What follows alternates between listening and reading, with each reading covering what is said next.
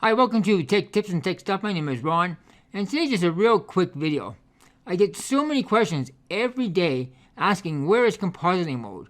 Where is this button? Where is that button? Well, in Vegas 15, 16, and 17, they made a clean look.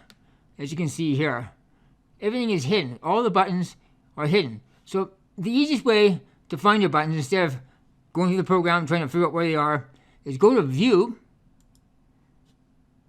Windows Layouts, and select Vegas 14 Default. So all your buttons will now be visible. In the editing windows, and down here, when you drag media to the timeline, all your buttons will be visible. So just a quick tip.